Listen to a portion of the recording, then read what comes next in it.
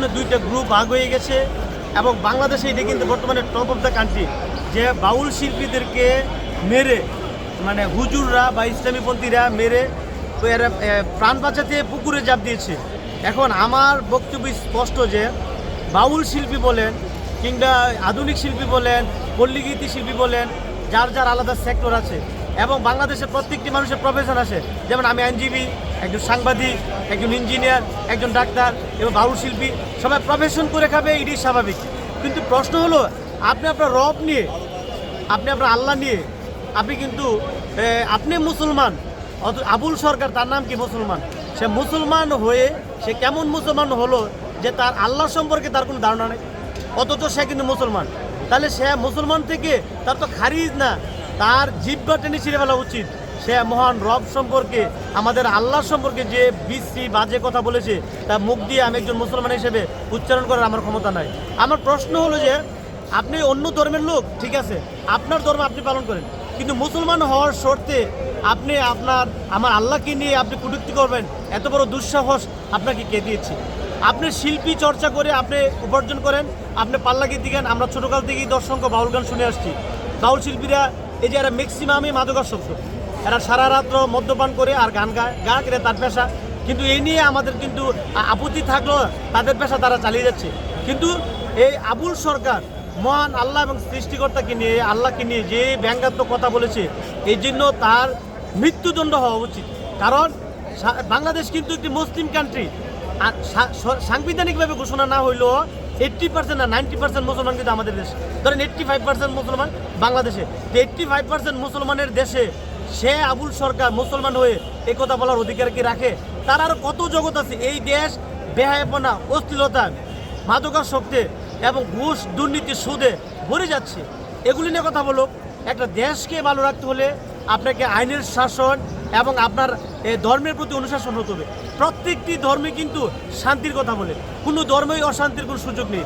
তাহলে এই আবুল সরকার মুসলমান, আর মুসলমান হওয়ার পরে সে আল্লাহ বিরোধী এমন বক্তব্য দিয়েছে যে মুসলমানদের কলেজে আঘাত লেগেছে। এতে করে কিন্তু তার আবার ভক্ত আছে, আবুল সরকারের অসংখ্য ভক্ত আছে যারা প্রতিদিনই মদ্যপান করে, মাদক সেবন করে। তারা কিন্তু আসলে মুসলমান হয়েও তারা ধর্মহারা, তারা হতভাগ্য, তারা বঞ্চিত। তারা আবার কি আবুল সরকারের পক্ষ নিয়েছে? অপরাধীর শাস্তি হবে, সে অপরাধ করেছে তার শাস্তি হবে। কিন্তু সে এই বাংলাদেশে বর্তমানে মিডিয়াদেরকে আমি অনুরোধ করব, আপনারা বিশেষ করে এই যে হুজুর মাদ্রাসার ছাত্র বলেন, আপনি বলেন তো এই বাংলাদেশের এই কোরআনের হাফেজদেরকে আল্লাহ তাআলার অশেষ রহমতে কোরআনের হাফেজ বানাচ্ছে। যদি কোরআনের হাফেজ না হইতো, কোরআনটা যদি হৃদয়ে ধারণ না করতো, তাহলে ব্রিটিশ ইহুদিদের চক্রান্তের কারণে আপনার ধর্ম কি ইসলাম টিকতো না। আল্লাহ তাআলা জানে বলেই কিন্তু আপনি দেখেন পুরো 30 মারা কোরআন মানুষের অন্তরে ঢুকিয়ে দিয়েছে যে কোরআনকে বিকৃত করা সম্ভব না। ইহুদি নাসারা তারা কিন্তু কন্টিনিউ চক্রান্ত করে যাচ্ছে, কিন্তু চক্রান্ত বারবারই ব্যর্থ হচ্ছে কেন? কারণ 30 মারা কোরআন শরীফ মানুষের সিনার মধ্যে আছে। তাহলে এই আলেম ওলামারা কারা? এরা আল্লাহ তাআলা অশেষ রহমত, এরা নবীর ওয়ারিস, এরা আছে বলেই বাংলাদেশ ঠিক আছে। নাহলে আপনার বাংলাদেশ ব্রিটিশরা, আমেরিকারা কিংবা নাস্তিকবাদের এই দেশ ধ্বংস করে ফেলতো। তাদের এজেন্ট বাংলাদেশে ব্যাপকভাবে কাজ করে। এই যে সমকামিতা বলেন, সুদ, ঘুষ, এগুলো কার সৃষ্টি? এগুলো বিদেশিদের সৃষ্টি, মুসলমানদের মধ্যে বিভাজন করার জন্য, কোরআন থেকে আমাদের দূরে রাখার জন্য। এই যে গান বাজনা, নারীদেরকে সমান অধিকার দিতে হবে। নারীরা আজকে মদ্যপান করছে, নারীরা আজকে যে কোনো হোটেল পতিতলে গেলে দেখবেন যে মানে ভালো বংশের মেয়েরা আজকে বেহায়াপনা করছে।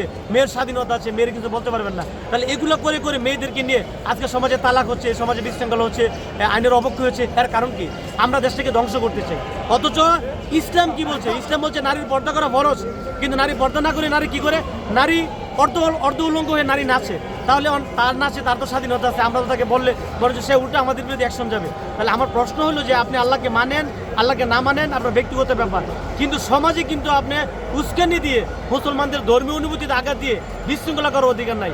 কাজেই বাউল শিল্পী যারা আছেন, আপনারা আপনাদের পেশায় নিমজ্জিত থাকেন ধর্মের ব্যাপারে, এবং বিশেষ করে আমাদের সকলের রব এক আল্লাহ, আল্লাহকে নিয়ে যে কটূক্তি করবে তার বিরুদ্ধে সর্বোচ্চ শাস্তি মৃত্যুদণ্ড। এই বিধান রাখলেই কোনো অপরাধী কিংবা আর অন্য কোনো মাদকাসক্ত তার আল্লাহকে নিয়ে কথা বলার সুযোগ পাবে না।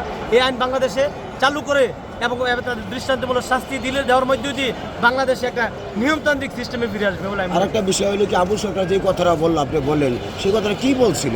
না, এই কথাটা আসলে আমি মুখ দিয়ে উচ্চারণ করতে চাই না, কারণ এটা আমার রব, আমার অনুভূতির বিষয়। মহান আল্লাহ তাল্লাহকে নিয়ে সে যে কুটিক্তি করেছে এটা সোশ্যাল মিডিয়ায় ভাইরাল হয়েছে, প্রয়োজন আপনি সার্চ দিয়ে দেখবেন। এই নোংরা অস্থির কথা আমার রবের বিরুদ্ধে। শোনেন, আল্লাহকে যারা ভালোবাসে সারা রাত অনেকে আছে জেগে সারা রাত জেগে ইবাদত করে এবং তাহাজ্জুদের নামাজে যখন অজুরে কাঁদে, সে বুঝে আল্লাহ তার কত প্রিয়, আল্লাহর জন্য জীবন দিতে প্রস্তুত কোটি কোটি মানুষ।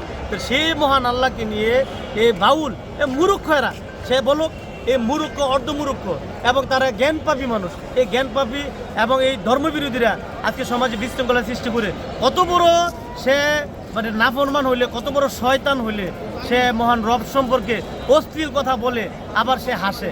এই বাংলাদেশে বলি এটা সম্ভব হয়েছে। তো এই জন্যই বলি যে ইসলাম এটা আমরা যারা হোল্ড করি, বাংলাদেশ 80% মানুষ কিন্তু মুসলিম।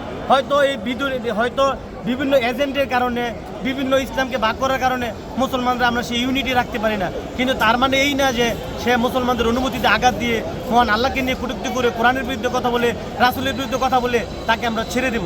বরঞ্চ তার বিরুদ্ধে মামলা চলবে, প্রয়োজন আমি আরেকটা মামলা করব।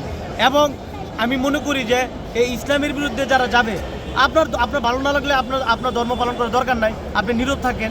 আপনি আরেকজনকে নিয়ে কটূক্তি করে আরেকজনের ধর্মীয় অনুভূতিতে আঘাত দিতে পারেন না। আমরা তো আমাদের আল্লাহকে ভালোবাসি এবং আমাদের জীবনের চাইতে ভালোবাসি। তাহলে তার বিরুদ্ধে এই যারা কোরআন, সুন্নাহ, রাসূল, মহান আল্লাহকে নিয়ে কটূক্তি করে কথা বলবে, তাদের সর্বোচ্চ মৃত্যুদণ্ড করে বিধান রেখে বাংলাদেশ আইন কার্যকর করা উচিত। ধন্যবাদ সবাইকে।